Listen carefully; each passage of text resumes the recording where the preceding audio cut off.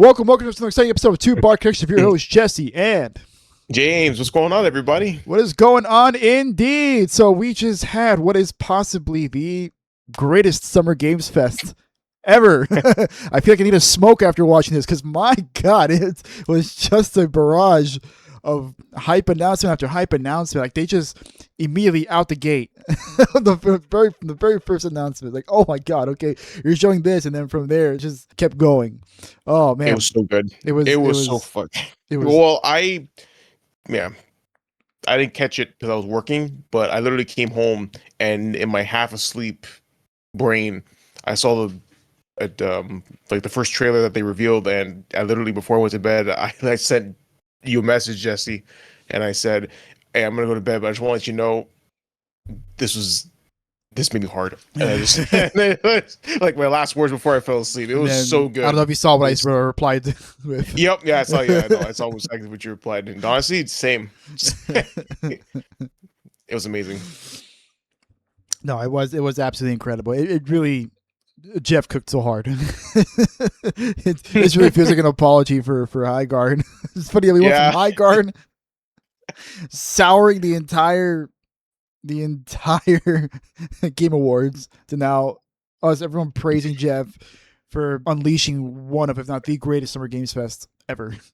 So how about we get into it, man? Because there's a lot. There's a lot to get into. Yeah, there's a lot. So let's just get right into it. Yeah. Let's start. We're only gonna be covering the stuff that we're really interested in. So we're sorry if it doesn't get covered, but there is so many cool things revealed that there's bound to be something that you liked here that we also liked.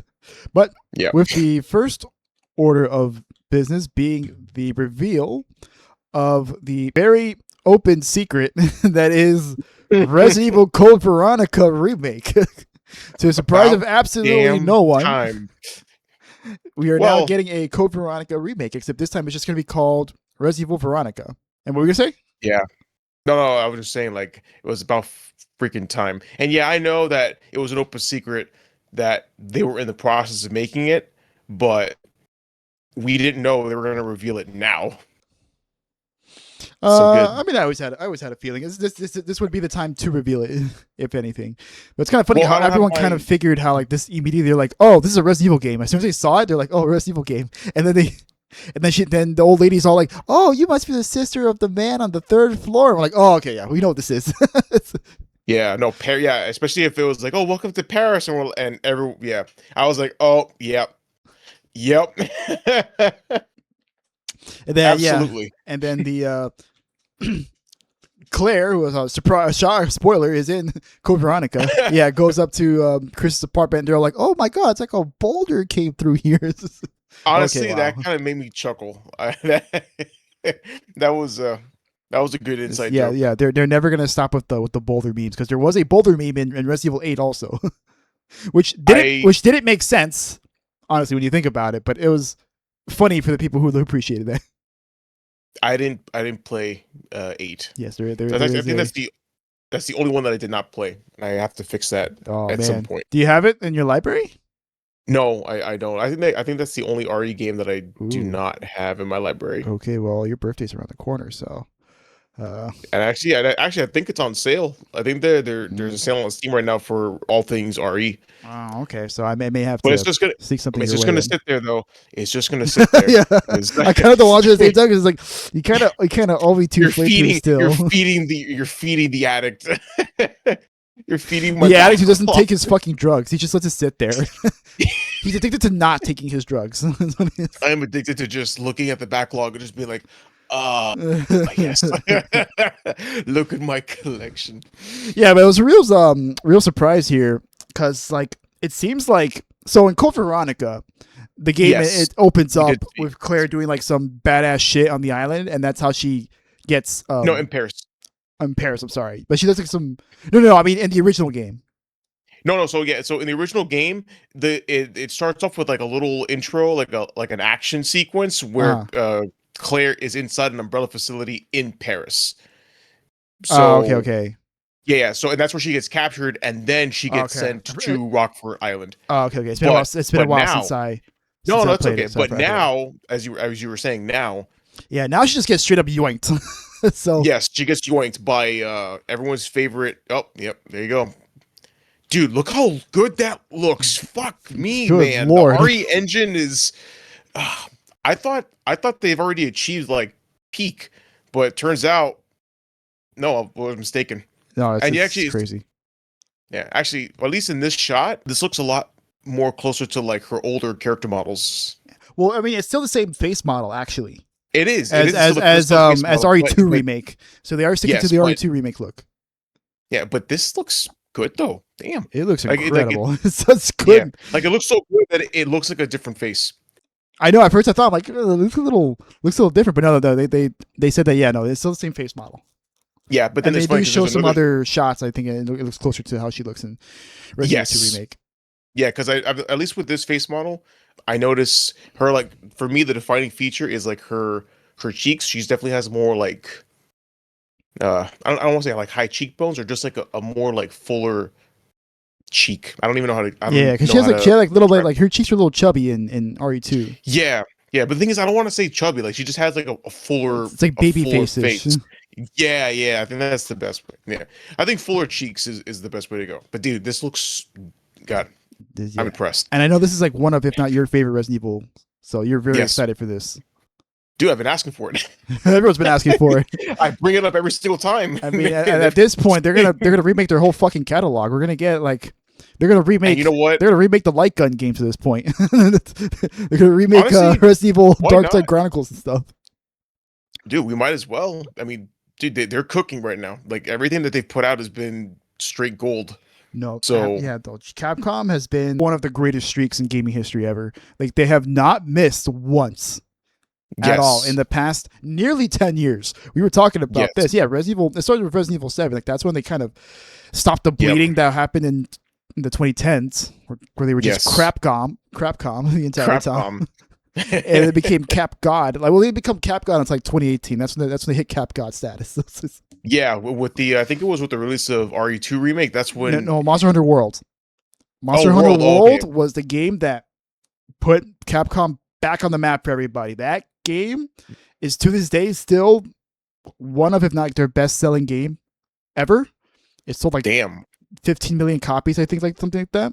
Yeah, no, it pretty much like it saved Capcom. That is the game that like put them back on the trajectory to being Cap God. And then of course, 2019 I think is when Remake 2 came out, Yep. and then The RE 2020. remake.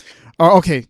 I said that they didn't miss, but there was RE3 remake. Okay. Well, We'll to be ignore fair, that. no. No. Technically, that doesn't count. That doesn't count. It was their B team. It was literally their scrubs. Yeah, Those are okay. scrubs. No, yeah. I think I don't even know what they were doing with that. N- I have it because I bought it for like pennies on Steam. That for sure deserves to sit. Because even you told me you didn't even finish the game. I bought it full So, price. yeah. I bought that shit full You- price. Dude, I heard about like what kills me is what I heard that killed me the most was the cut content from the game. Like there was huge swaths that they just removed entirely. But you know what? Let's not talk about that. Look at this beautiful face. Look at this beautiful trailer. Look at this beautiful Look at that logo. beautiful jacket. And then yeah, look at that beautiful logo. And now look at this. Hang on. They did actually show some official renders for how she'll look in Wait. game. Wait. Show the choker. It's my favorite shot. The choker? What? Hold on. I have to scroll up. I have so many things here. No, keep letting it play. And there's a shot of her where you can see like the cheeks. Hang on. Is it Oh, this one? okay. Here. Yeah. I see. Okay. Yeah. As a kid, I thought that was the sexiest thing. As an impressionable an impressionable 10-year-old boy. God, oh shit. Okay. No, yeah. It's like, oh man, this is kind of sexy. Oh my god. Oh yeah. Oh shit. What the fuck? Yeah, dude. Oh, yeah. So it will be coming out 2027, and Capcom did say they still have multiple games planned for early 2027. So my bet is that it will probably come out March or February, and that will depend on whenever the next Capcom thing that they revealed here will come out. Alrighty. That makes sense. So then from there we have Code Veronica to something that I'm really excited about. Not necessarily because it's a game that's attached to a series or an established IP, but because of who it is attached to and that person's legacy. And that would be Fumito Ueda's of Ico and Shadow of the Colossus fame making a new game. And this was revealed actually, I think last summer Games Fest is when it was revealed, but we didn't know what it was called at the time. It was just called Project Robot. But now it has an official name, and it is called Gen Atlas. And apparently it's going to be like an open world game. And I imagine like the whole, so like they show your character here. I'm guessing this is your character, piloting some kind of mech head. And I'm assuming like that's the way like you get around the world, is that you're going to be piloting like this fucked up mech's head, and you're going to be piloting it over to like other mech bodies, and then you'll be able to attach it to those mech bodies so that you could do whatever it is you need to do. They show like all sorts of things. They show like it gets into, it can lift stuff up. It can, well, no, that's like a chase sequence later, but it can like fight other robots, and there's like some crazy shit, like some like nuclear bombs going off or something. Yeah, but yeah, it looks like the game is really going to be centering very heavily around these robots and the robot head. You're going to be going from like place to place and with the robot head and attaching yourself to a robot and then doing whatever it is that you need to do around there. But it also seems to be like regular enemies too. So like it's not just like you fighting other robots, but also like you seem to be like hostile wildlife on there. Yeah. And they show like the main character riding on like a car at a lovely 12 frames per second, shooting these whatever slug things, also at 12 frames per second. And you know what? It wouldn't My be unreal senses are tingling. I mean, it wouldn't be a Fumito Ueda game without it being running at like 20 FPS, because like none of his games run well. It's clearly optimization is not his forte.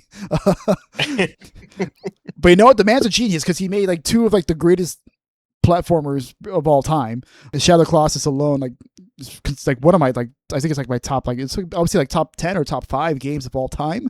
One of the few games that ever maybe cry by the end. Yeah. So I'm really excited for this. It seems like it's going to be, it's interesting because like his games are like, so up until now he's made like more like cinematic platformers, as I like to call it. I think like old school Prince of Persia was like really animation led and like really grounded and realistic like style platforming. Ico was kind of like in that fashion as well. And then Shadow of the Colossus was kind of like that, but it also had boss battles where the main thing was like boss battling, but it still had like that realistic physics led based platforming that you had to use in order to actually fight the Colossi. And then there was The Last Guardian, which is the only one of his games that I haven't played yet.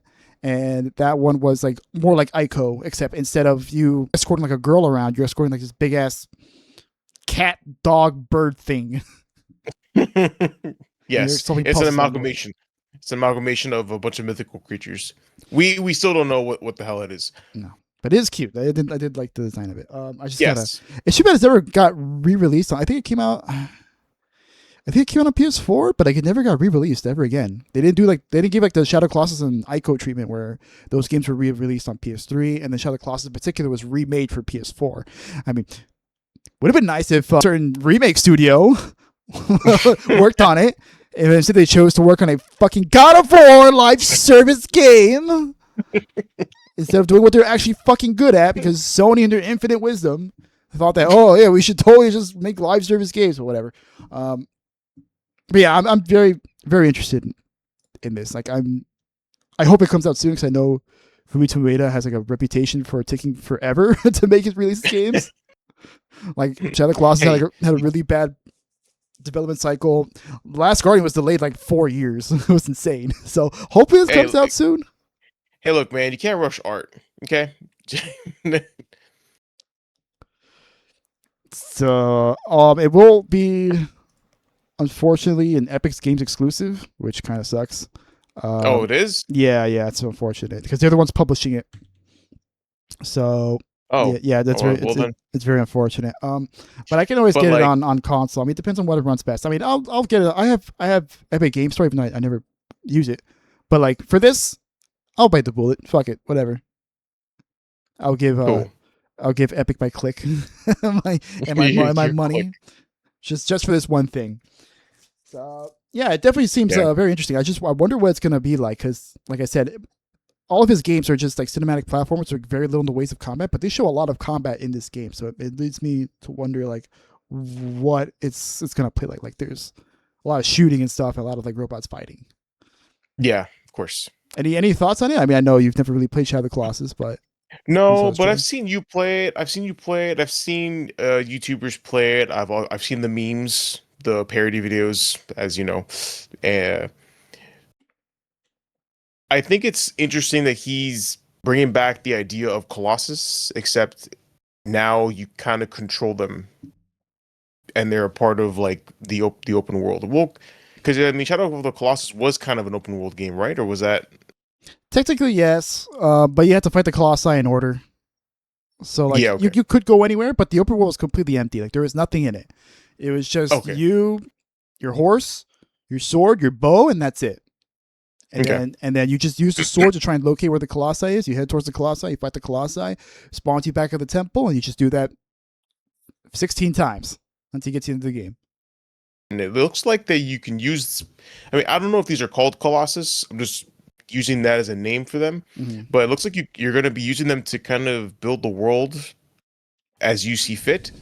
And these, and you got to use them as well to fight the whatever those sperm-looking monsters are.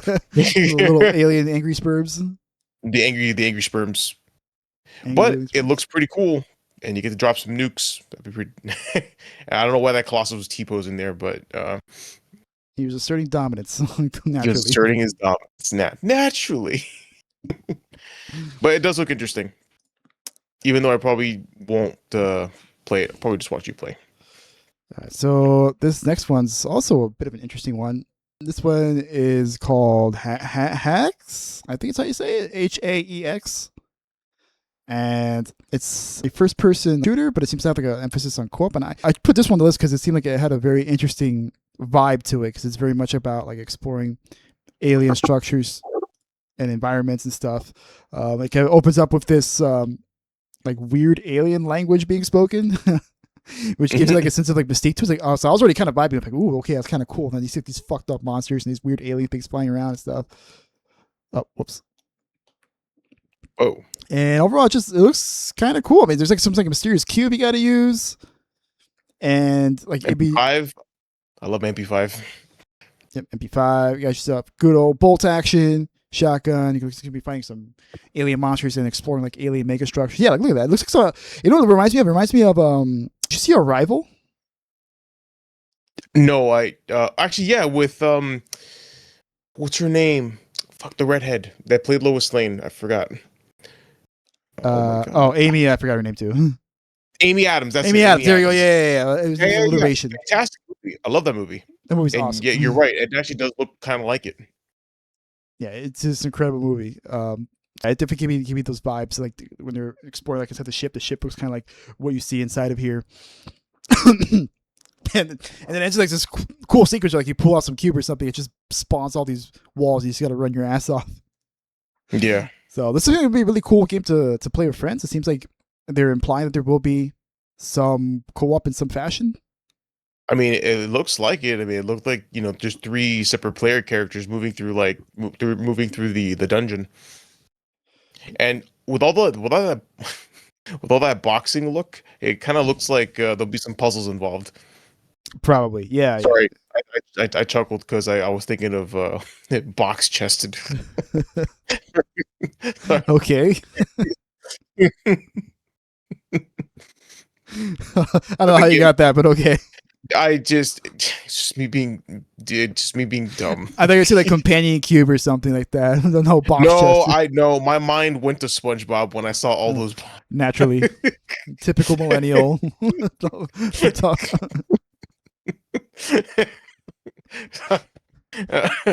Yeah, but it'd be cool if there was a puzzle element to it.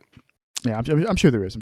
So that will be coming out also in 2027, which will be a running theme. There's gonna be a lot of 2027 games yet, because it seems like 2026 is pretty set in stone. Yep. Except for, we have September coming up, and I'm guessing no one wants that GTA smoke. So I imagine a lot of these games were probably supposed to come out in 2026, but they're like, nah, we're gonna push this back. Yeah. push that shit back, polish it. Because it was like, okay, either we release in September, which is like a hell month already, or like we send our game to die in the nuclear wasteland that is GTA 6, which will be November, December. That's like the month where games go to die. Yep. If you're not GTA 6. All right, so the next one. Not GTA. No, GTA 6 will thrive. No, it will thrive 100%. So the next one is Mortal Shell 2. This was a short trailer. I mean, we've kind of known about this game for a while now. They've actually shown like quite a few bit of gameplay, but this is the sequel to Mortal Shell, which was a Souls-like game that was developed by 3 guys. If you believe it or not, I imagine they've since expanded. Then it was a very small game. It was only like 5 hours, like 5 or 6 hours, I think. You could beat like in a day. Mm-hmm. But obviously, the team grew and they made it into a full game that will be coming out sometime in 2026. I doubt that. It's probably going to come out 2027. Would not be surprised. But the big surprise here was that it will be in an open beta. So it's actually in beta right now. As of this recording, I don't know if it'll continue to be in beta, but if you're listening to this, go check it out now. If you're interested in this game, if you like its vibe, it's kind of like medieval Warframe almost, because you like the whole gimmick of the first game at least was that like you play as like this weird corpse dude, and you have to possess the armors, and all the armors have like their own loadouts and stuff. Yeah, and then you can unlock other armors later on. So it's kind of like Warframe in that sense, where like you're unlocking frames. Those frames have their own weapons and abilities associated with them, and then you use those to progress through the game.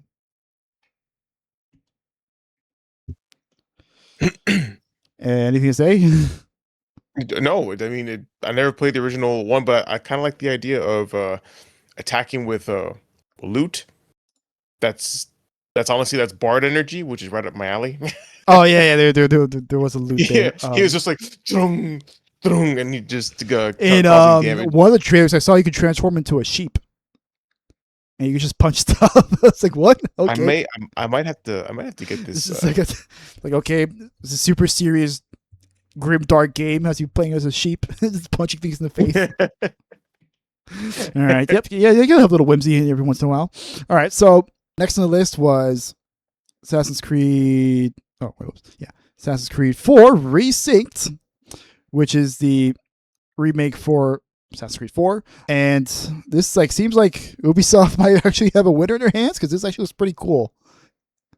I mean, it's a pretty easy win. This is probably one of their most beloved games. Yeah, this is why they consider to be the. Many people say this is the best one. Like at least it's at the very least in contention for top 2 or top. Yes. Yeah, with Assassin's Creed 2. Personally, I think Assassin's Creed 2 has the better protagonist, the better story, but I think I prefer this game's gameplay more. Yeah. Mostly because of the pirate stuff, because the actual combat I think is better in AC2 because you have like more weapons and stuff and you could do. But the pirate shit is awesome. I love the pirate stuff. Yeah. Yep, 100%. Everybody loves the pirate stuff. Look at that. Oh, so good. Delicious. And it's like, man, the more you look at this, the more you get mad at Skull and Bones. You're like, what the fuck? Why couldn't you be just be this? Just be this, but multiplayer. Yeah, dude. Literally not that hard, especially since they had and I think they already had Assassin's Creed multiplayer in Black Flag, and they could have just built off of that and included ship battles. But for some reason they did not. They just didn't. Yeah, I think an update they finally added like on foot stuff you can do, but like who the fuck's playing that game these days? No, bro, no. It's one of those games that was laughed at in the beginning, and no one wants to take it seriously anymore. Yeah, definitely. Because I mean, it was just like a big nothing burger of a game, and they worked on it for like 12 years. It's more famous for how long it took than for when it came out, because it was like, when the fuck is this gonna come out? And then there was this whole thing about like how it's being developed in Singapore. This big Singaporean government put money into it, and Ubisoft had a contract with them, so they couldn't even pull out of the game. So it was like the biggest case of sunk cost fallacy I'd ever seen in anything ever. They got bro. Except for Beyond Good and Evil 2, which is somehow, some way, still in development after nearly 20 years in development.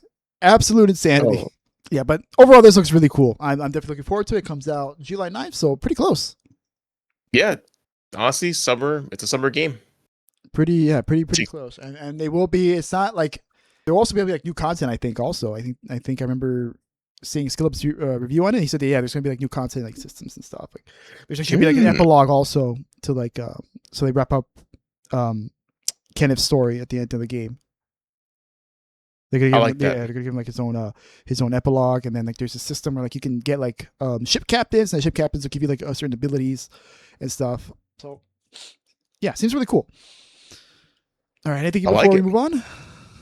No. I'm good on Black Flag. All right. So for this next one is a big surprise game by Paramount Game Studios, which came as a surprise because like, wait, Paramount's making video games now? Okay. Yeah, I didn't know that either. But what's an even bigger surprise is that they are working on a TMNT game with none other than Platinum Studios, the famed developers of Bayonetta, recently Ninja Gaiden 4, and Nier Automata. So this seems like a kind of a match made in heaven because it's like, oh, you have like one of the best action game developers around making an action game for Teenage Mutant Ninja Turtles. And not just any Teenage Mutant Ninja Turtles, but apparently a very famous comic run called The Last Ronin. Yep. And I don't really know much about it, but I think the story behind this is that the turtles are dead except for one of them. I don't remember who. Yeah, so there's so all the turtles are dead. I don't know if they got. I think they were murdered. I don't know by who. I'm assuming Shredder because it's the main villain. Mhm. But the only turtle left is Leonardo, and so it goes through his little like revenge quest, and it's the Ronin because he's the one with the with the dual swords. Yeah. Well, I mean, you see here that it has the swords, the sais, the nunchucks, and the staff. So he's gonna have all four of his brother's weapons. So that's I think gonna be a thing where you're gonna be switching between the different weapons throughout the game, whenever the heck that comes out, because it just has no release date as far as I know. So they just want to let you know, hey, we're making this. It is a thing. Hey, we're making this and get hyped. And yeah, get high. Oh shit. Okay.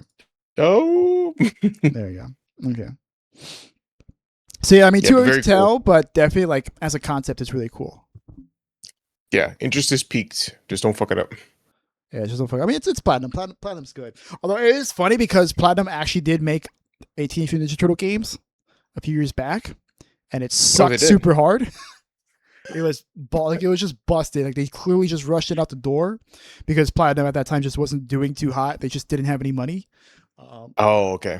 Which is kind of why they tried to get into the live service with Babylon's Fall, but that obviously didn't pan out at all. That's yeah. They were in dire straits for a while now, and I think they've kind of stabilized at this point. I don't know how Ninja Gaiden 4 did, but I mean Xbox backed it up, so like they gave them somebody to work on it. And then for the next game, this one was pretty cool because it was also kind of an unexpected one. Like it was weird looking at it. I'm like, is that Gundam? It looks like Gundam, but it doesn't look like Gundam. And then I heard the music, like, is that Mick Gordon music? Oh shit, Mick Gordon's working on a Gundam game. Okay, I'm kind of down for this. Yeah, so this is Gundam Rogue Orbit, which is going to be a new action game where obviously you play as a Gundam fighting what seems to be aliens or something. And I think like with it being called Rogue Orbit, I think they're implying it maybe it could be a roguelike, because a lot of times anytime a game has the word rogue in it, they seem to think like, oh, it might be like a roguelite. And they also show like one of the mechs dying, and then like you come back as another mech comes up and shows up. But it could just be me like just speculating here. Okay. Yeah. I don't know, but I do know that the music is fucking sick, and this looks fucking sick. Because oh my god, look at this. So cool. It looks really, really cool. Unfortunately, this will be coming out in 2027 though, so still gotta wait a little bit. Yeah, I'm not much of I never watched Gundam. Like I said, I never grew up with that, but this trailer went really, really hard. Like I thought it was really well made, and it got me hyped for it. Ah, okay, well, that's good. That means it did its job. Yeah, no, it did its job. It got a non-believer. Well, not non-believer. I just never played Gundam games. Yeah, I only watched Gundam Wing and Gundam G as a kid, and then there was like one. Okay. There was one that was like a cutesy 3D animated show that was like kind of a comedy. I don't remember what it was, but it was really funny. I remember that's my exposure to Gundam. But mecha's cool, so like robots are cool. I like big robots, so Hell yeah. Well, I mean, we played Mecha Break once, and even though we never picked it up, like I had a really good time with it. So mechs rule. that game was fun, right? Oh, it was actually a pretty Yeah. cool game. It's too bad we just never went back to it. We just I don't know what happened. Dude, there were like 3 other games that came out that took. Yeah. our I attention. think that was 2023, right? No, hang on. Let me see when the because I have it on my library. Or 2024. But I remember it came out like during a time where like we were just bombed for games the entire time. July. No, dude, this was 2025, July 6th. Last year? Yes, last year. Oh, okay. Wow. Okay. I mean, well, that game still that game is still going. So I mean, we could always hop back on it. But yeah, definitely very excited for this. This looks really cool. Can't wait for this. All right, so let's move on. Then, God damn it! There you go. All right, so this one's interesting. I'm not really sure what to make of it, just because so this is being developed by That's No Moon, which is a studio consisting of former Infinity Ward and Naughty Dog developers.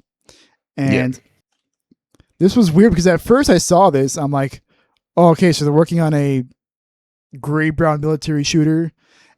And then they're all like, oh, like there's like aliens and shit and like weird stuff that's going on and like invisible enemies. Like, oh, okay, what the fuck? Okay. There's a lot of intrigue like about like these two operators are like apparently on opposite sides of the war and they have to work together to like fight some kind of enemy or something. But like the enemies are kind of human. Like the little humans are like freaking out. So like, is this invasion of the body snatchers? Like what the fuck's going on here? It's very much like everything's been kind of kept under wraps. Yes. So what are your thoughts on this? Honestly, I'm not sure what to make of it. If I'm being real with you, first off, like the whole thing, like That's No Moon, that's a clearly a Star Wars reference, which already kind of has a win in my book. But I don't know, man. I think this might be a I don't know, Last of Us, but with 2 military people. Because it just, dude, look at that. It looks like a typical Naughty Dog game, but they just brought in Call of Duty people to do some military style tactics. Yeah. Do you think it'll be co-op? You think they're implied they're? I think it will be, and if I'm not gonna lie to you, bro. So it moves around like a Naughty Dog game. That's why I say Last of Us. However, we may see some cool like military gadgets akin to like Ghost Recon. Yeah, maybe. I mean, it makes sense that it would look and move. Yeah, like the way the game looks and the characters move around in like Last of Us fashion makes sense because it is a game being made by former Naughty Dog devs. So I'm sure like a lot of like animators and stuff are working on this. Well, I mean, dude, I mean, you could see it in the animation. Like the animation is crisp, so you could tell that. Yeah, it's like Naughty Dog. It's like Naughty Dog is handling the animation while the Call of Duty devs are handling the some of the gameplay mechanics. Well, who knows what the distribution is, but the influence is definitely there. No, for sure. Honestly, it looks interesting. It's a game I would be down to play with you. Now, if this game ends up being single player, honestly, I'm not gonna lie, that'd be disappointing. I don't think it would be, but I think it would be a huge missed opportunity. Please be co-op. We always need co-op games. Yeah, seriously, especially if it's like 2-player co-op, where it's just you and your bud. Kind of like Army of Two. You remember that, dude? Mm-hmm. Remember Army of Two? Yeah, we never played it. We should have played it. I think it's on Steam. We can always get it. Yeah, actually, was it Army of Two or was it the Mercenaries that we played? No, we never played Army of Two. We always talked about playing Army of Two, but we just never got it. Yeah, but I have always wanted to play it with you. I know the first 2 are good games. The one that came afterwards, like the Devil's Cartel, whatever, that one's garbage from what I remember. Everyone says that game is garbo. But the first 2 are good. Okay, cool. So yeah, this also seems like another interesting game to add to the wish list backlog, what have you. I'm doing my best, and we'll have to see what it is really about because it's like teasing like some alien shit or something like that, but we don't know what. Also, I gotta say, the name's really fucking lame. Well, yeah, it's really fucking. It's so generic. Bro, when it said it, I thought it was like that Korean Counter-Strike knockoff because there's a Korean Counter-Strike knockoff called Crossfire. So I thought it was that. Yeah, I thought they were like making like a spin-off game for it, because they did do like they tried to make like a single player campaign for it. It was being made by like I think Battlefield devs or something like that, and it sucked ass. Or it was being made by Mm. Remedy, I think, or something like that. It was some known studio that was being made by, and it just sucked ass. But this looks cool. I just don't like the name. It's very generic. Well, they might change it. Honestly, it sounds like a name that they had, like, when they give projects code names before the actual name comes around. I feel like it would have just been called Project Crossfire, just like how Gen Atlas was Project Robot. But okay, yeah, maybe. Maybe they just forgot. Maybe There they is just no forgot. release year, so I mean they have time. Yeah, they have time. Please change it. All right, so then this next one, I think something we're both really excited for. We have been excited for a while. Yes, indeed. And oh shit! Oh Okay. no! Oh no! Disney, stop! Audio, yeah. So Star Wars Galactic Racer, aka Star Wars Burnout, looks absolutely dope. It does. This looks awesome. I love Burnout. Burnout 3. I remember playing as a kid, and I even played like a bit last year. Also, I never finished it, but I remember having a lot of fun with it. And this is being made by former Burnout devs, I believe, so it makes sense. Yes. So what were your thoughts on this? Because this is the story trailer for it. Yeah. Well, I mean, we were always interested in the gameplay aspect of it, and do they really want to let you know, like, yeah, we're the burnout people. Like, look at that. Like, you can fuck people up hard. But the story, I really don't know what the story's about. I mean, it just kind of sounds like rich, posh race car driver that thinks he's hot shit versus, I don't know, nobody under the mask. I mean, it's Star Wars, so it might be a tale of revenge. Like, oh, you crashed into my parents' uh, pod racer and killed them both. I don't know.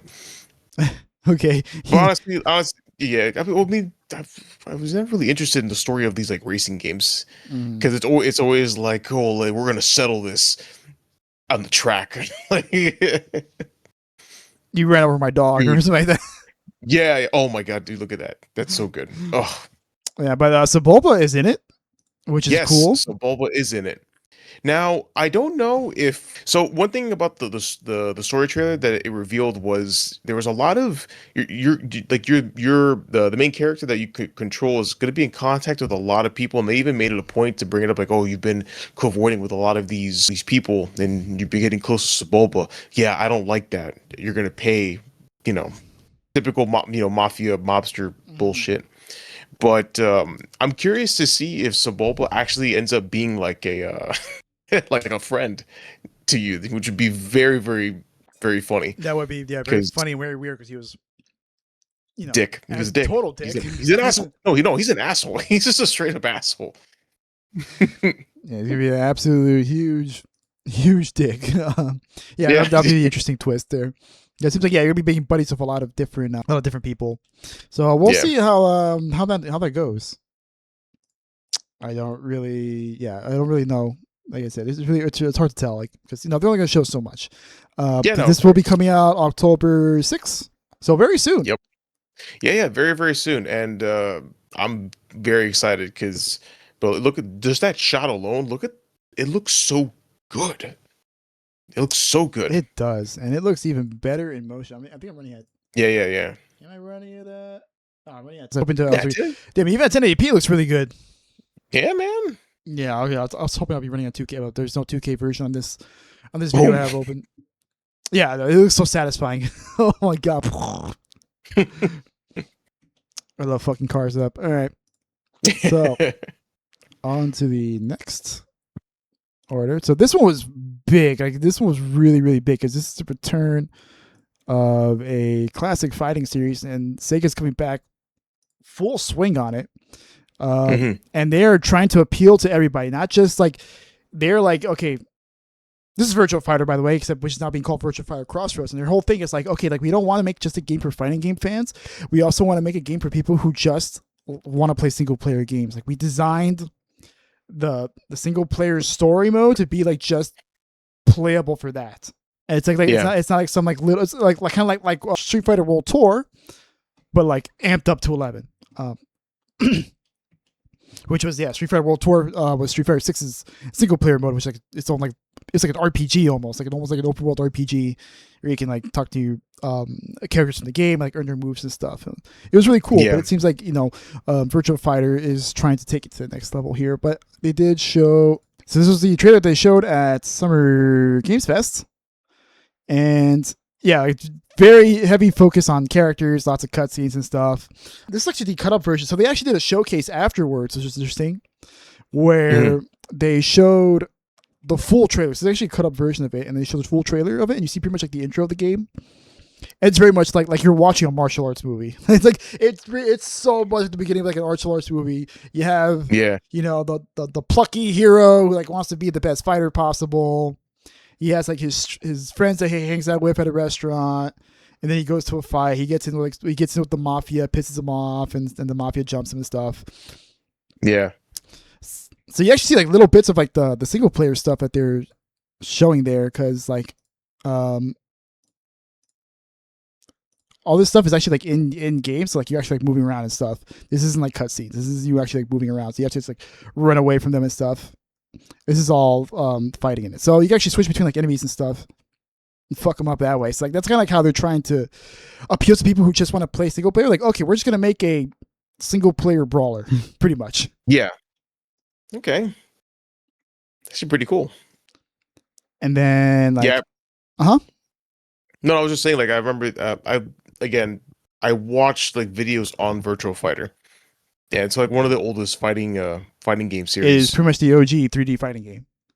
Yeah. Yeah, like you would not have Tekken, you would not have DOA, you would not have Soul Calibur, Bloody Roar. None of these 3D games if it weren't for Virtual Fighter. It was the first one. Cool. And it was a pioneering series because they were always like on like for the longest time, like in the 90s, until like Tekken kind of took the crown. Like they were always like on the cutting edge of like doing the best thing ever, like the best graphics, the best gameplay, the most like attention to detail, the most complex movesets and stuff. And it seems like they're really trying to take that crown back, and while trying to appeal to everybody because they have like their single player campaign. They're keeping the simple button system where it's literally just 3 buttons. You just fight with 3 buttons. It's just punch, kick, guard. That's it. That's always how Virtual Fighter has been. But it looks really cool. Like I only played Virtual Fighter 5, like a little bit of it, a little bit of the arcade mode because I did get it.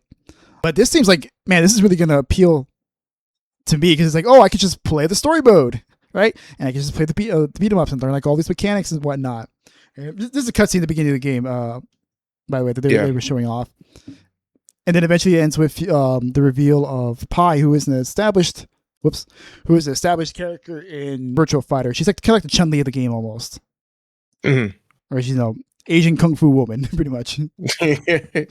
Insert Asian Kung Fu woman here. Yeah, so then also just the thing is they showed off was like the actual gameplay of it. Although they didn't really explain like too much of like what was happening, but like they're all like, oh yeah, like we're really committed to like realism and being like real technical and in depth because that's always been what Virtual Fire's been around. It's always been about grounded fighting. Oof. Yeah, beautiful animations, by the way. Yes, the animation work is incredible, which is no surprise because they have actual Yakuza devs like working on it, which is probably why the single player is the way it is because they have Yakuza devs helping on it, and the Virtual Fighters are like really good at like animations and stuff, so that's why like it looks so good. It's probably gonna have like so much content. Oof. God bless, bro. Damn. Yeah. That's knock brutal. the fuck out. You got knocked. And they really put an emphasis on like for the story mode that you're gonna be playing as 4 different characters. And I mean I don't have a picture of them there, but the cholo looking dude here, which by the way I fucking hate his design. I just want to say that. I think he looks like a total douche. Like he has a rat tail and like I think these like braid things and like his he's got no drip whatsoever. I think that's the point because in the beginning, like you said, the plucky hero. Well, he's a douche. He like in the trailer said, like he's playing the part of the fighter, but he doesn't know shit, so he's a douche. But as he goes through his hero's journey, he will not become douche, and he might actually have some drip. I don't know. Maybe they'll have Trust some the process. customs, but it Trust seems the like process. it seems like Trust the these are more process. fixed characters. They did show off who. They didn't show them off. Sure. Oh, here we go. Yeah, so that's all. Stella's one of the other characters that you'll be playing as well Yeah. in the story mode, and she looks great. She looks super cool. Yeah. And there's also one guy who's like some dripped out black guy who looks, and then there's some other girl like in a suit. She's just wearing like a suit, and she looks really cool. But that guy, nah, the Cholo dude, nah, I don't fuck with it at all. All right, is that any thoughts? I mean, it looks cool, but I don't really do fighting games. Like even Street Fighter 6, I picked up when I played for a little bit, but I just ended up putting it down. What about Also, 'cause I for think the it didn't- single player stuff? I never got far into it. Actually, I think the game ran like shit on my computer, so I just never ended up playing it. But you got upgraded. That's right. I do have an upgraded PC now, so it might be different. But Yes. I never got a background to it. Maybe you should. I mean, I don't have. Well, I do have Street Fighter 6, but through Winston. So like, I haven't played it in a while, but I did like what I play, and I know Jose plays it too. So I would like to play. I mean, whenever I can get a fucking hold of him, which I never can. We have a lot of that in our life, huh? Yeah. God. No, but Horse is just Horse. Whatever. I'm not gonna put it out there. It's just, it's like that because of how he is, not because of anything else. But I love him. I love my cousin. All right. So the next one on the list. So this one's also interesting because it has a very interesting story behind it. This is 1666 Amsterdam, which is being developed by none other than Patrice Desolates. It's a French ass name. I can't pronounce it, but he's the original creator for Assassin's Creed, who notoriously got ran out of Ubisoft because he was all like, maybe we shouldn't do an annual Assassin's Creed release, and they're like, what? But we're making money, and we don't make money, and you don't want to make money, you can get the fuck out. So apparently this was his passion project that he really wanted to work on for a while after Assassin's Creed. And it's supposed to focus on like witches and like demons and like time traveling and shit. He actually was originally working on it in THQ Nordic. I'm sorry, not THQ Nordic, THQ, before THQ eventually went bankrupt. And then Ubisoft, being the assholes they are, bought the studio, the subsidiary he was working at, which was THQ Montreal, and pretty much took the game and told him to get the fuck out. Petty ass shit. Yeah, petty ass shit. So then afterwards,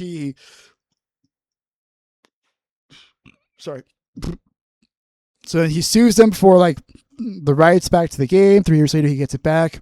He starts up Panache Digital, which is his new studio. He worked on Ancestors, which was, I forgot what it was, what kind of game it was, but it was kind of like a flash in the pan. But he put that out there as like their first game before working on this, which is interesting because I don't know about you, but I was watching this trailer and I'm like, is this like a Salem Witch Trials game? Like, what the fuck? What's happening here? And then it shows like some action scenes of this witch lady fucking people up. I was like, wait, what? Okay, this is not what I expected. You see very small snippets of it though. Honestly, dude, it looks pretty interesting. It does, and it has a very interesting setting because it's supposed to take place during yeah, see, look at that. Well, what the fuck is happening here? Yeah, it's supposed to take place obviously 1666, but it's supposed to take place during like what's called the golden age for the golden Dutch age, I think is what Yes. the time period is being referred to. I have to look at the tweet again that I was looking at. That was giving us information on it. But yeah, like it's like about witches and it takes place in Amsterdam, and you're gonna be playing as like a witch hunter or something like that. Apparently, you'll be like investigating like strange things that happen during the daytime. Then at nighttime, you go and fuck up some demons or whatever. Hell yeah! So you like a Batman-esque costume. Yeah.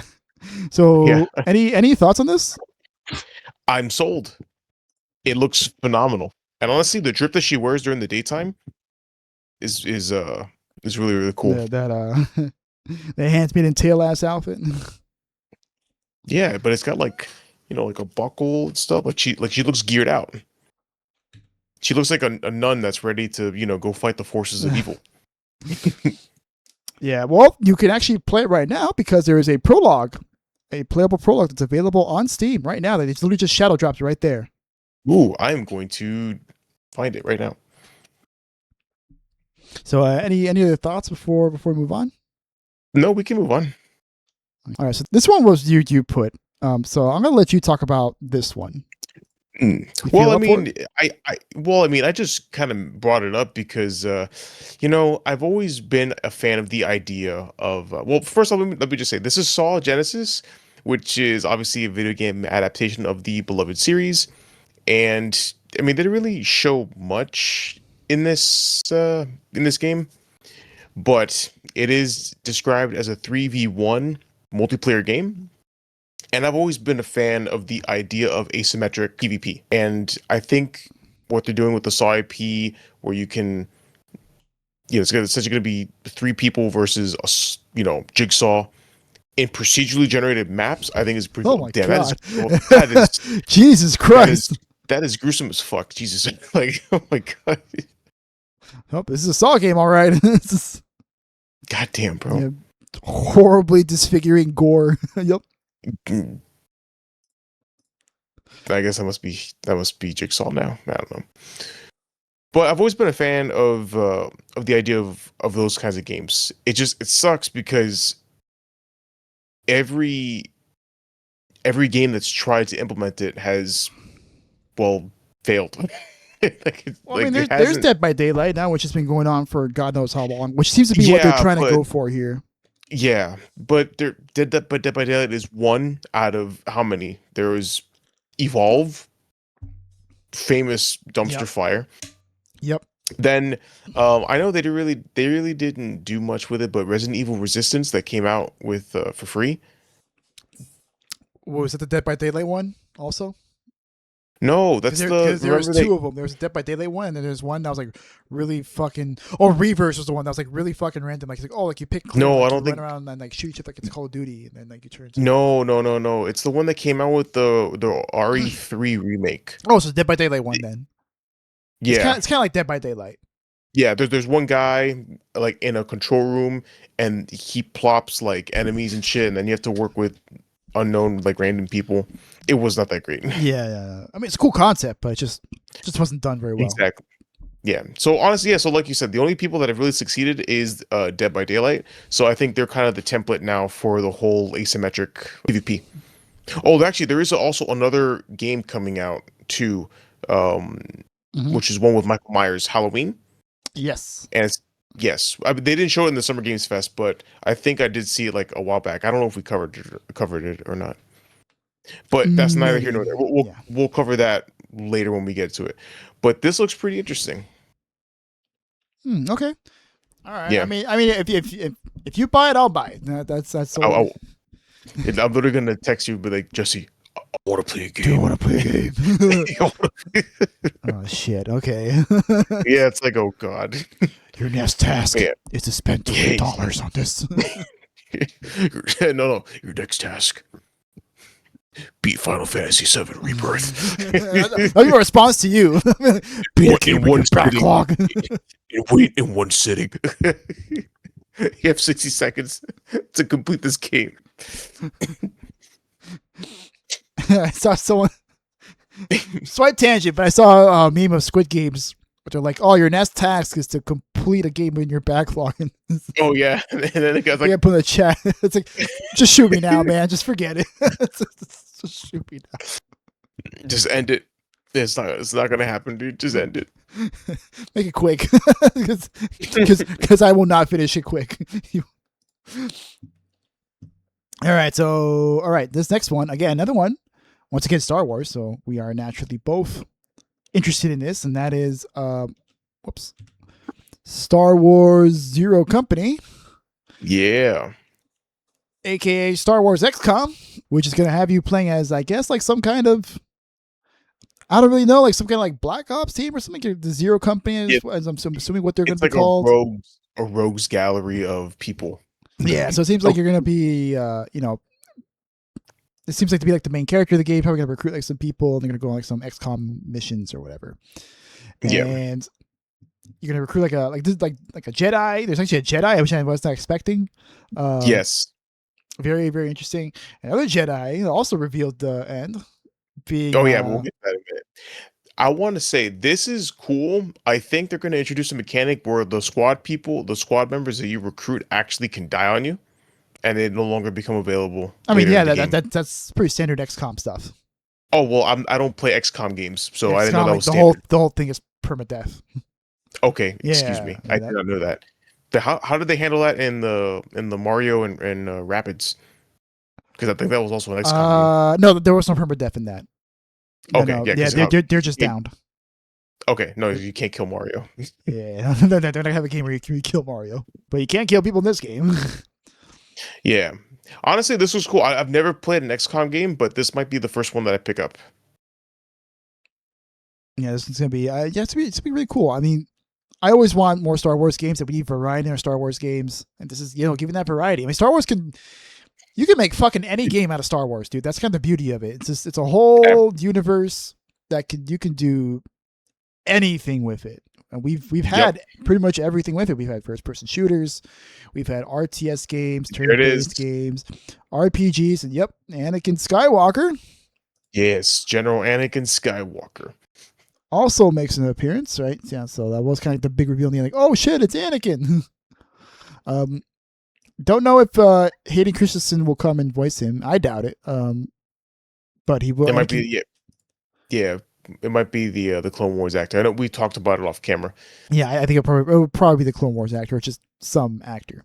But yeah, what was I saying? Oh yeah, right. Cause it's Star Wars, right? We've had so many different Star Wars games. First person shooters, third person shooters, strategy games, RPGs. One of the greatest RPG games of all time is a Star Wars game. Knights of the Old Republic, which we will Both be of them. getting another RPG, as we should. Don't fuck that up, Casey, please. Okay. Please don't fuck Actually, it up. I swear you fuck it well, up. the how about the KOTOR remake? Is that still on ice or has it been brought back? Apparently that's still going. Okay, so technically two, but definitely one. Casey Hudson, yes. For sure, at Don't. least one. And speaking of RPGs, we have also Blood of the Dawnwalker, an Hell RPG yeah. being developed by former Witcher devs, which is pretty much a vampire RPG game that where the interesting thing about it is that it actually takes place in real time. Like you have a limited number of days to complete the main quest, Yes. and like the story will change depending on like when you finish the quest and stuff, like decisions you make along the way and all that stuff. But the other interesting thing about this was how they showed off like in the beginning of it. Wait, is this wasn't the trailer they showed, I think, and I don't think this was the I trailer think they showed. Yeah, because there was no. one other trailer where like he was like in an apartment or something. They revealed like it takes place during like the daytime, like the protagonist is like alive during the present day. Oh, no, that one I didn't see. I Yeah, thought because this is the one that I saw. no, this one was chopped up. Here we go. This one here. Yeah. I mean that trailer did the trailer show did come out also, but like it missed a part of the beginning. Yeah, because he gets his Uber driver. he gets Uber, orders an Uber Eats for blood, pretty much. Because yeah, he is fucked up. He's like, all right, blood, give me the blood, man. Let's give it one. Yeah, and then they show that he's like fighting some other vampire dude in the present day. So really interesting. I think kind of what they're setting up is that the game will like the game will take either the game will be like flashbacks to then, and then they're setting up for like a potential series of these games where like it'll take place across different spans of time, or maybe like the next game will take place in the present day or whatever. And they're kind of using like the modern day as like a framing device to be like, oh, I remember that time I saved my family from a bunch of vampires back in the 1500s or whatever.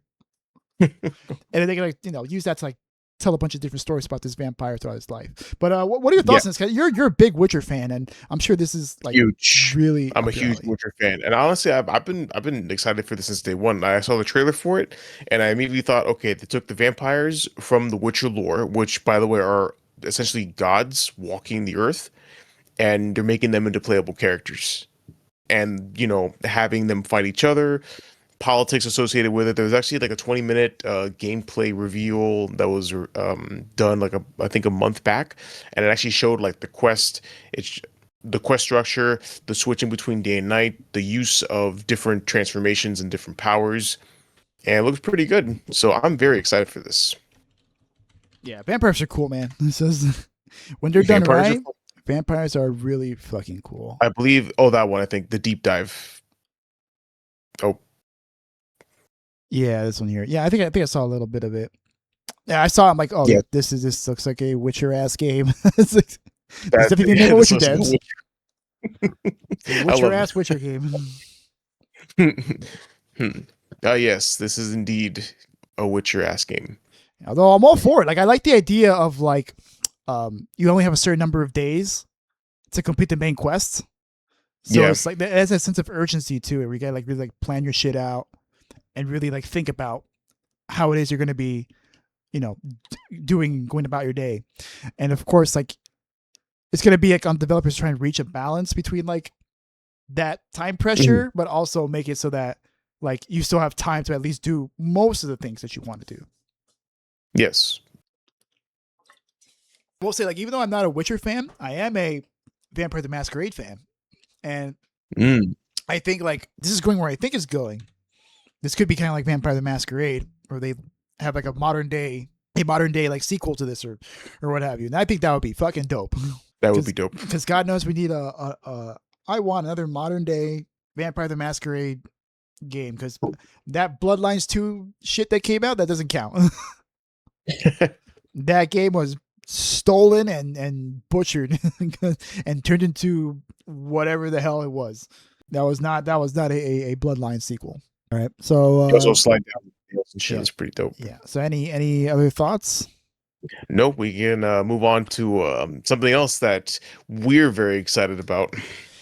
Yeah, another thing from Capcom. Surprise, surprise! Capcom line them up again and knocking them down. Oh shit! With just their presence. Whoops. Okay.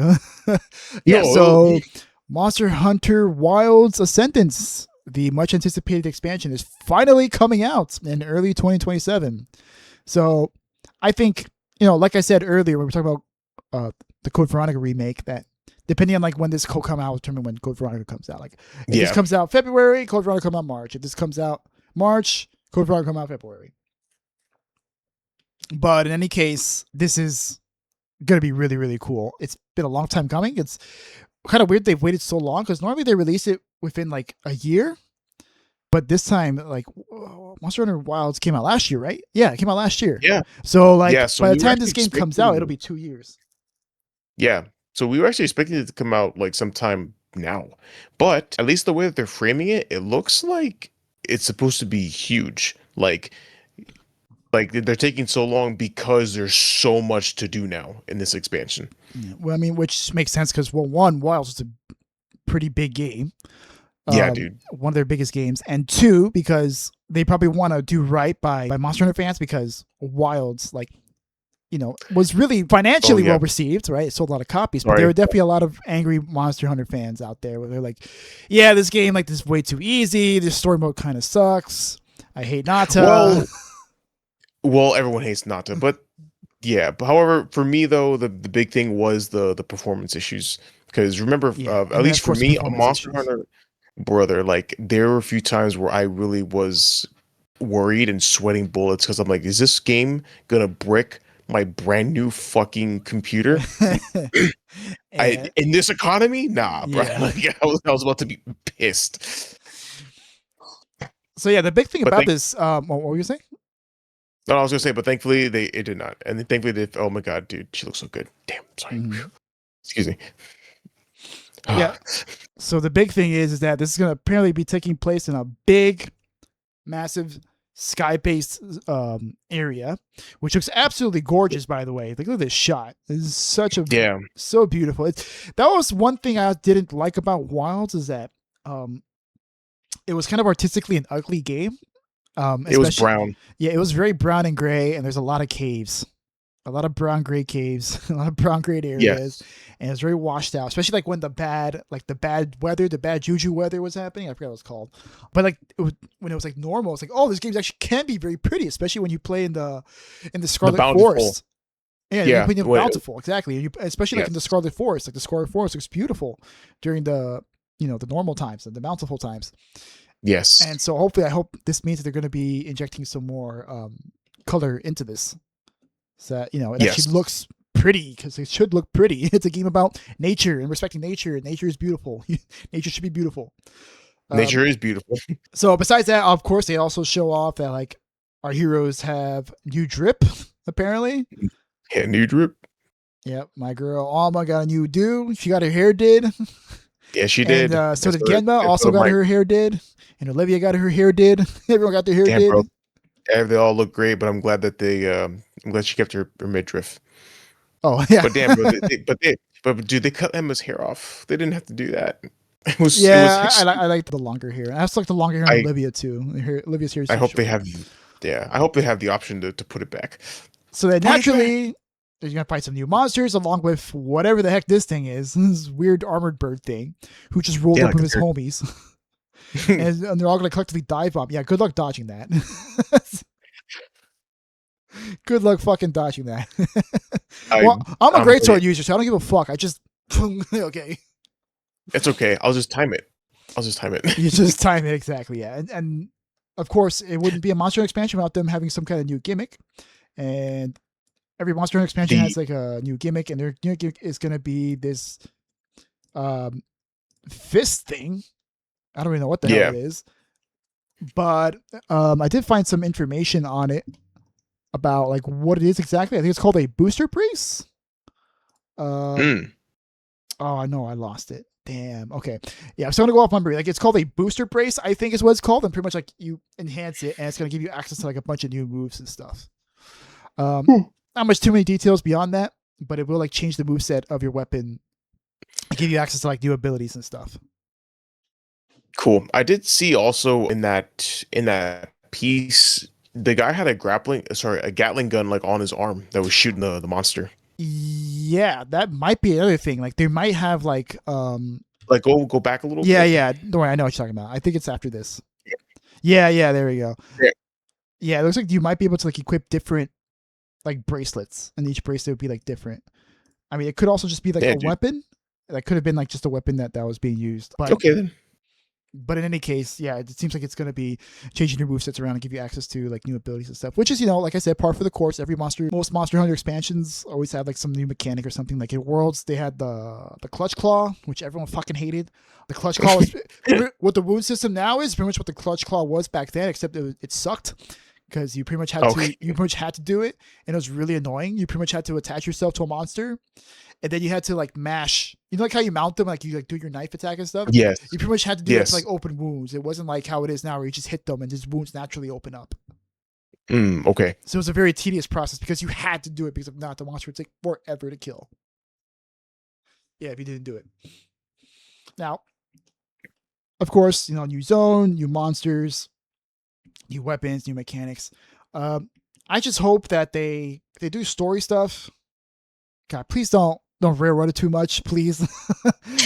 I really did not like how hard that game was railroaded. I hope that they make it a lot more open-ended, and I also hope that they make it a bit more challenging, at least initially, or at least like halfway through. Like maybe make it like a little easier in the beginning, and then but at least like when you're halfway through the game, it should be at least somewhat of a challenge because we were just like rolling our faces in the controller and killing every monster easy. Yeah, we really were. And it wasn't until like we finally played the game after they did some updates where it's like, oh damn, this shit's kind of hard, especially when Omega came out. God, shit was, oh my lord, brutal. We didn't like brutal, bro. It took me like I think 4 or 5 hours to beat Omega. That was rough. I don't want that. I don't want to sit at my computer for 4 or 5 hours trying to kill one fucking monster. So any thoughts? No, I'm excited. Very excited. Yeah, and then get to see my girl Gemma again. Yeah, and we won't have to wait too long because it is 2027, and Capcom did say, hey, we have multiple games come out before the financial year is over, before Q1 2027. Yeah.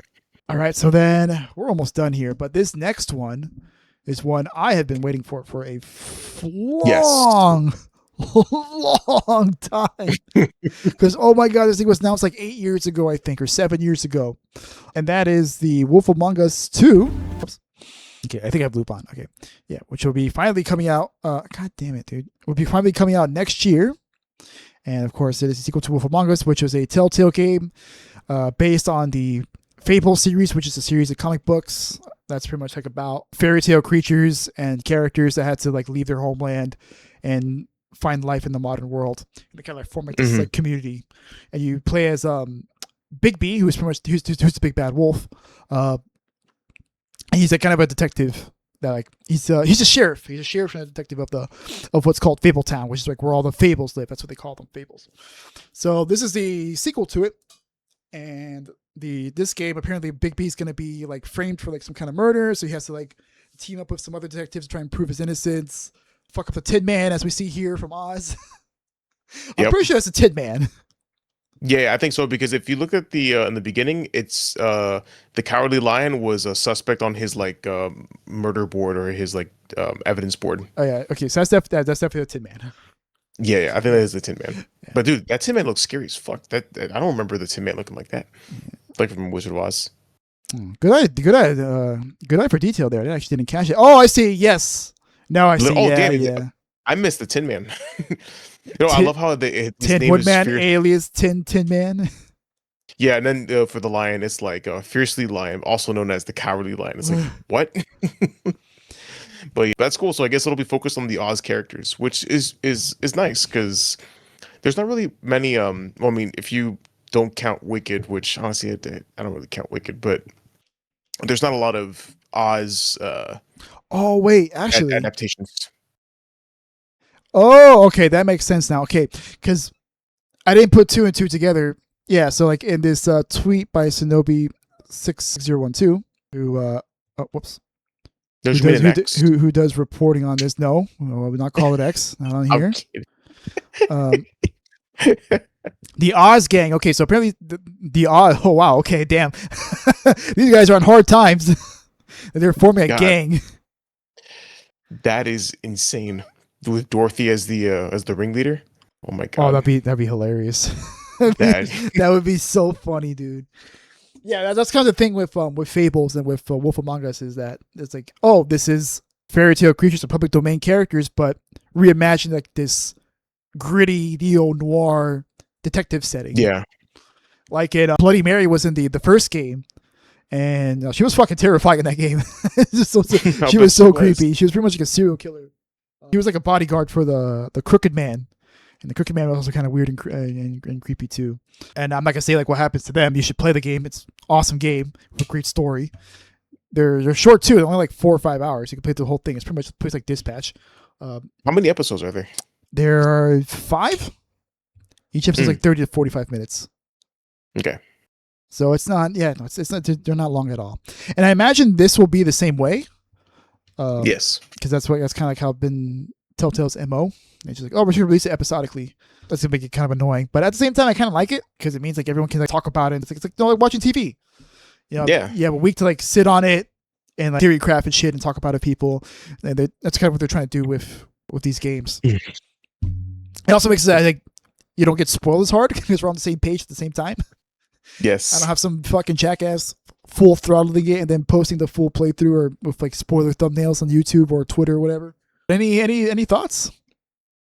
I can't wait to watch you play this game. But it does look cool. You should definitely play them though. I highly recommend. I think you really like them. I think it's.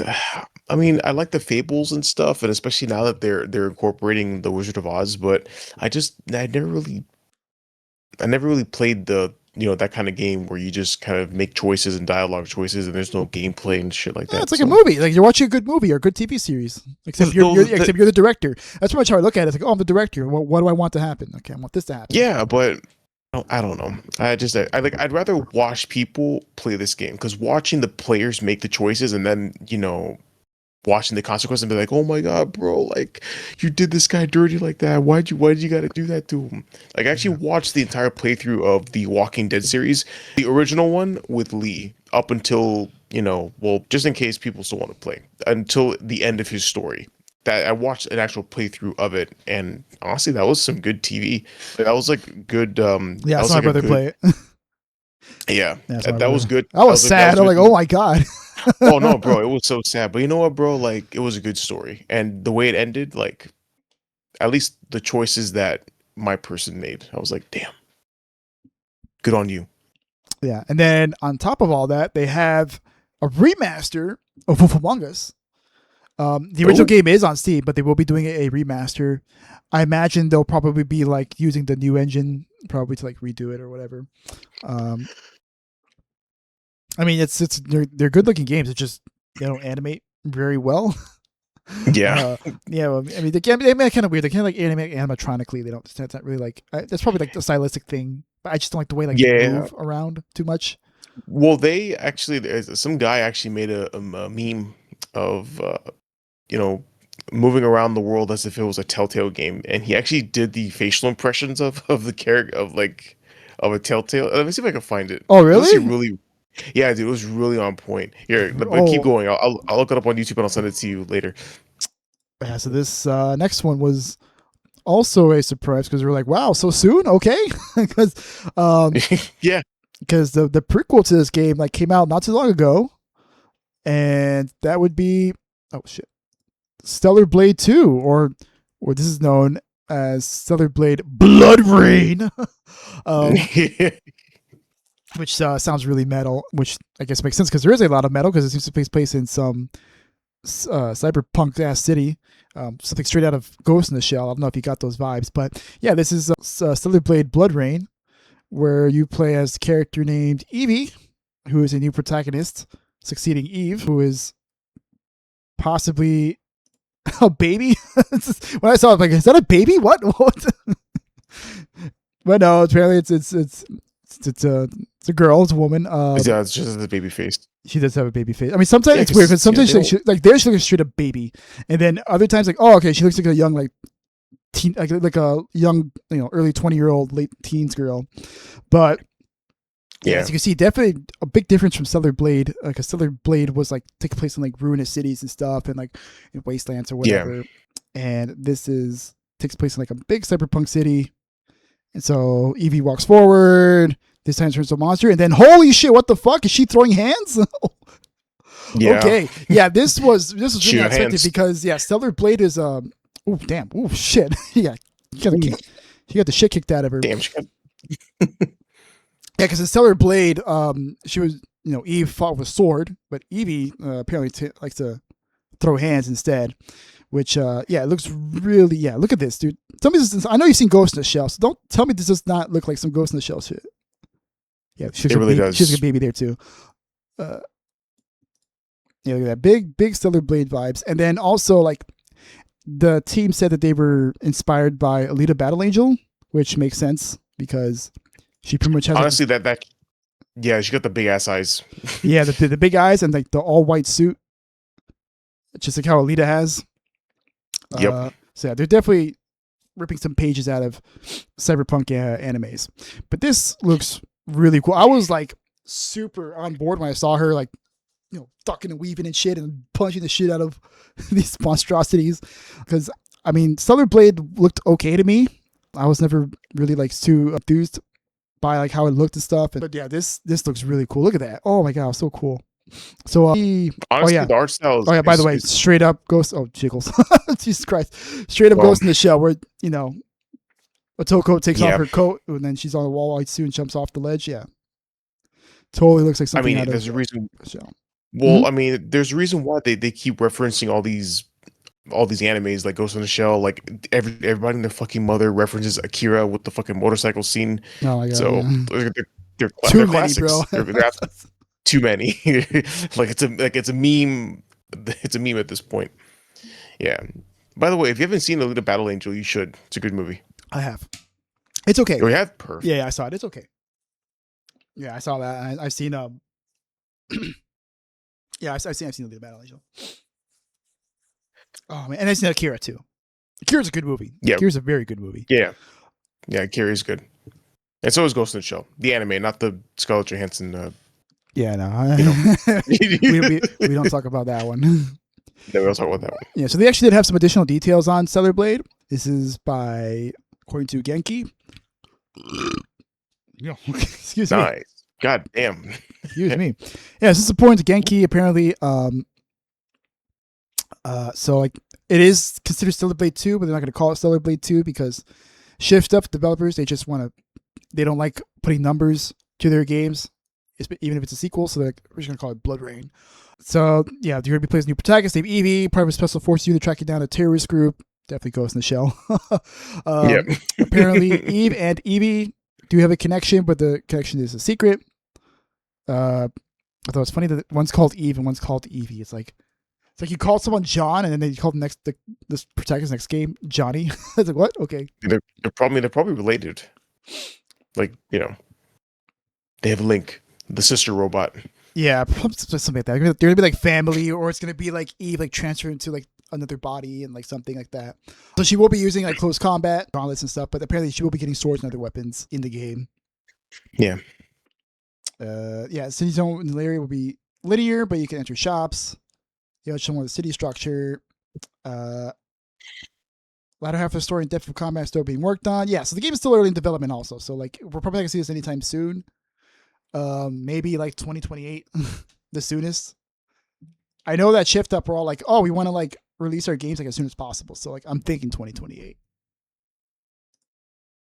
Yeah. Probably most likely. Yeah. So any thoughts? No, it looks good. It was really good. Like the graphics are insane, and the inspiration for everything is also phenomenal. There's certainly worse things you could have taken inspiration from. So this next thing, you are a fighting game enjoyer and a Final Fantasy enjoyer. Oh my God, were you feasting good? I was watching Maximilian Dude stream, and he's a fighting game YouTuber and Twitch streamer. And he's also a massive Final Fantasy VII fanboy. Like, it is his favorite game of all time. He talks about it all the time. So he's doing like analysis videos and stuff on it.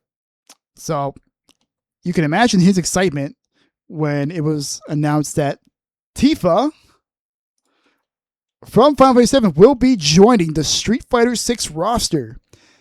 And this comes after there was a lot of rumors about like Tifa showing up. And it's kind of funny seeing everyone lose their minds because the Tekken community was all like, oh, we want Tifa. Like they've been begging for Tifa since like Tekken 7. And instead they got Noctis from Final Fantasy 15 and then Clive from Final Fantasy 16.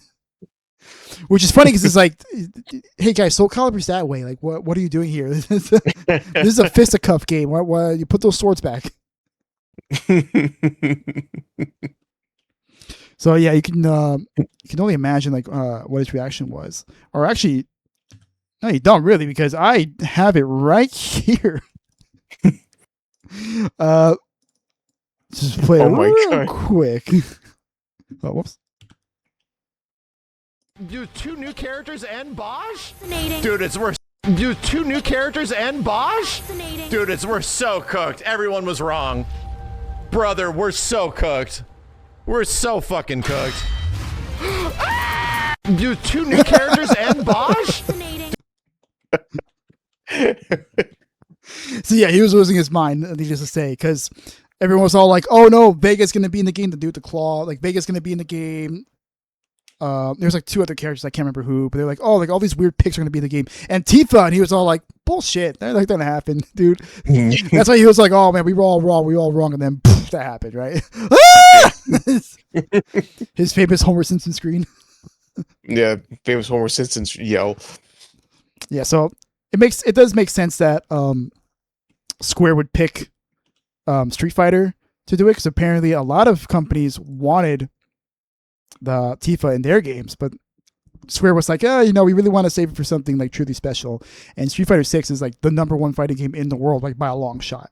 It is, especially in Japan and amongst the young people who Square have been trying to reach for a long time. Because I think like Street Fighter 6 is like the only game I can think of where the entrance every year increases every time for tournaments. Most of the time it goes down every year, and Street Fighter 6 has gone up. And even the player count on Steam reached a new peak when the last DLC character came out named Ingrid. And she's supposed to be like the god of like the Street Fighter universe. So like everyone's like really hyped to see her. So God only knows when Tifa comes out, they're gonna hit a massive new high. I just know it. And then, speaking of a massive high, this is when Geoff decided that he was gonna hit the massive high. So the big final reveal was Final Fantasy VII Part 3, which is now being known as Final Fantasy VII Revelation. And yeah, I mean, needless to say, I was losing my mind because, oh my god, holy shit. So I absolutely love the Final Fantasy VII Remake Trilogy. Rebirth is one of my favorite games of all time. So to see like that they're coming out with part 3 so soon, right? Because I thought like maybe it'll be like another year before we see it. Like, even if it was like revealed now, it would be like, oh no, it'll probably come out like 2028, right? But no, 2027. This is coming out spring 2027. And as a reminder, Final Fantasy Rebirth came out in April, I think, of 24. So they will have made this game and shipped it in around 3 years, maybe a little less. But man, just look at this. And the whole thing is now that the game is going to be fully open world. You're going to get the high wind. You're going to be able to Fortnite drop into new locations. Yeah, that's like the big thing of this game, where it's going to be like, oh, it's going to be completely 100% open world. Like, you're going to get the highway super early in the game. You're going to have access to the entire world map from the very beginning of the game.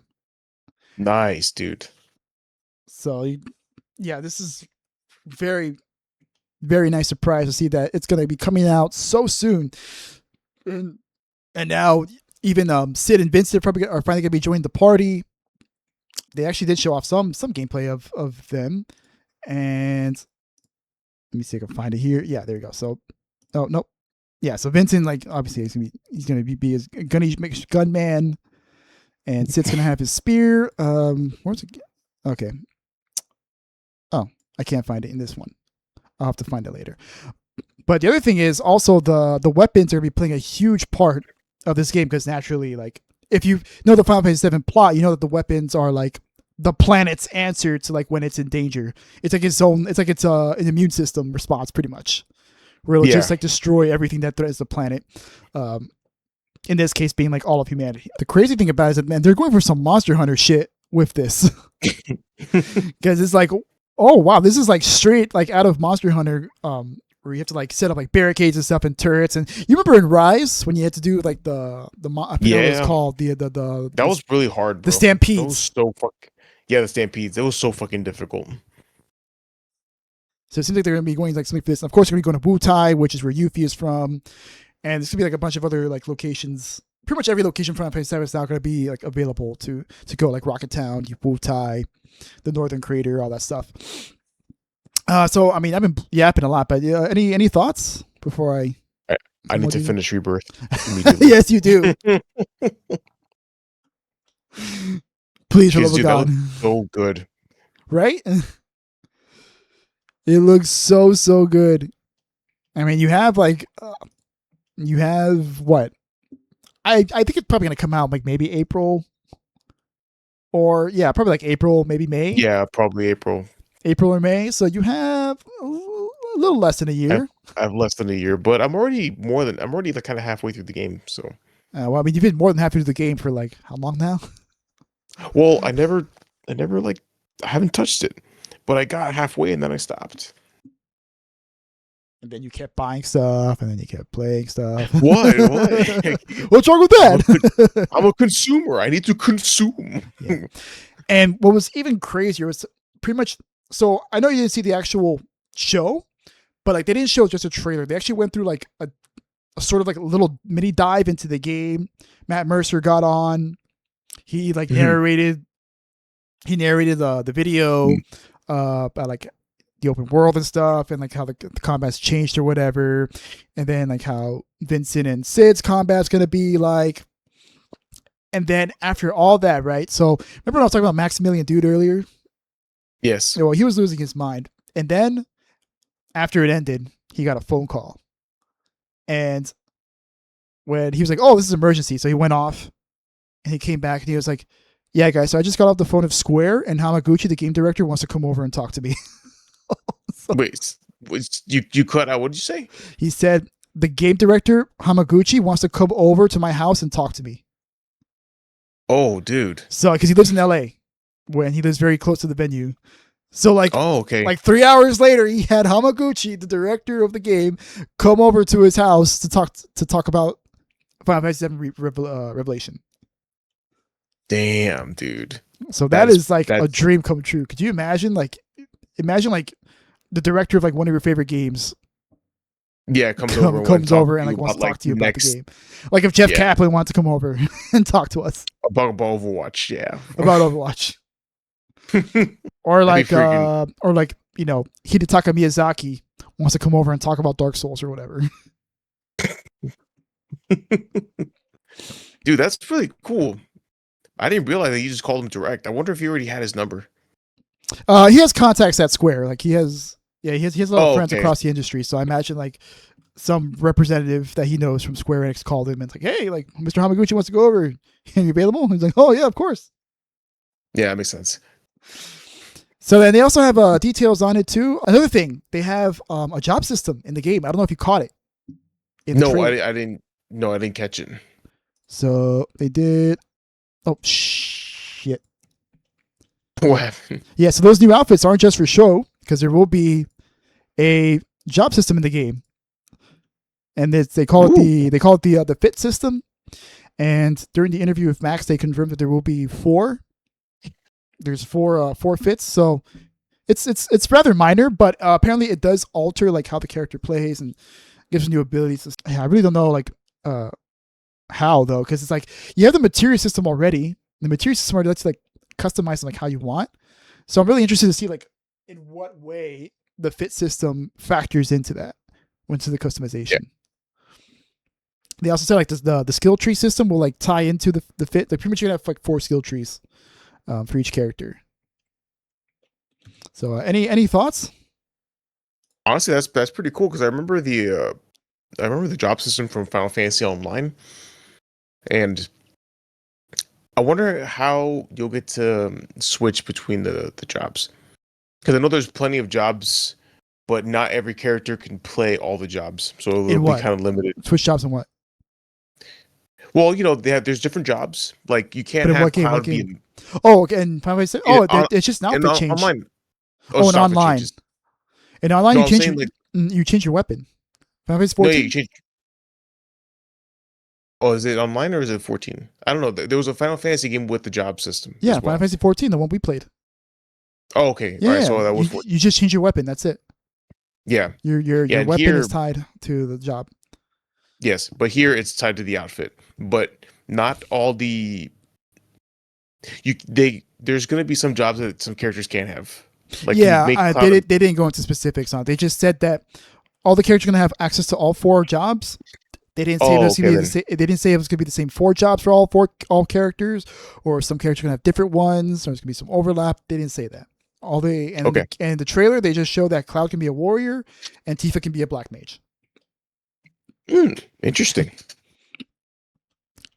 And then outside of that, they also said that slap fight will be in the part 3 because there was the infamous slap fight in Final Fantasy VII between Tifa and Scarlet, where they fight on top of the cannon, the big I don't know. You remember the big ass cannon in Junon, right?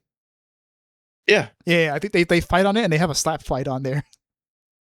It was like, what the fuck? Okay, it's like this battle for life and death. These two are just slapping the shit out of each other. And they said it's going to be a mini game, so that'll be interesting to see. They also said that underwater will also be in the game because there was underwater exploration in Final Fantasy VII. You're losing me. Remember, I only got up to a certain part in the original Final Fantasy, and then yeah. Well, there is. You get a submarine eventually. I imagine the high wind will probably turn into a submarine or something, and then you can like travel underwater and stuff. Which that'll be really cool. I really want to see what that's going to look like. And then outside that, like they talked about like, some story stuff, side content. They talked about like how the choices you make in side content will actually change like what side content is available to you, and it'll change like how the side content plays out. They like really want to emphasize like choice, and like it won't really like matter too much in the main quest, but like in the side quests at least it won't matter like what you choose. Interesting. So I mean that's actually pretty cool. Yeah. Well, I mean I know you've only played like Rebirth. No, but I listen, even though I didn't finish Rebirth and I plan on finishing it, I actually did play a lot of it. I mean, I got all the way up to Gonzaga, and that's a little over half. I was taking my time with it and 100%ing like every area before moving on. So I played the shit out of it. Actually, let me see how many hours I did grab into that. It's a huge game. No, it's a huge game. It's a massive game. And I am nowhere near. You're this maybe game. like halfway or a little over halfway. I've played for 53 hours, which isn't a lot. You're about halfway. Yeah. My playthrough was, I think, 104 hours. Yeah. 104, 105 hours. But you also did a lot. I did pretty much everything you could do on an initial playthrough. Which is what I'm trying to do. And then they give you more stuff to do after the game's done. It's like, oh, you have hard mode, you get additional challenges at the Golden Saucer, you get new mini games at the Golden Saucer. There's new materials that you can find, new Chadley fights that you can do. I love the Chadley fights. Those are fun. I love Chadley. Oh, you're gonna tear your hair out over the post game ones. I mean, I kind of wish you played Rebirth so like I can like theory craft review and stuff. But you haven't. So plus it's getting pretty late, and I know you got to get up early tomorrow, and this episode's been getting a little long of the tooth as well. It's okay. It's always nice talking games with you. So it's all good fun. So I mean, I think we can probably sign off here. By the way, absolute 11 out of 10 show. My nuts were in orbit by the end. Yep. Yeah. My nuts were. It wasn't Tau Ceti, another whole other solar system. I wish I had watched the show, but I had work. I know, but yeah. but you know what, dude? I saw the Code Veronica trailer, and I was like, you know what? I'm good. You had I'm yours, satisfied. I had mine. I've seen enough. We both walked away very happy. We both walked away extremely happy and satisfied. So we can't wait. Thanks, Geoff. And we forgive you somewhat for High Guard after this show. You're all right in my book, Geoff. Right. So how about you sign us off? Sounds good, my friend. All right, guys. Thank you so much for watching this episode of the Two Bar Connection. We really appreciate you guys giving us a watch. Please subscribe to the channel if you haven't already. Leave a like down below, and also comment if there's any games you want us to play or if there's any news stories you want us to cover. The best way to watch us is here on YouTube, but we do have audio-only versions of the podcast, which you can find us on Apple Podcast, Amazon Music, and Spotify. Excuse me. You can find us on Twitter. No, we will not call it X. And you can find us at our 2Bar handle at 2Bar Podcast. So yeah, give us a follow and tag us in some memes. Yeah, so thanks you guys once again for listening. Thank you again for watching. Good morning, good afternoon, good evening, wherever you are. Peace. Bye, everybody.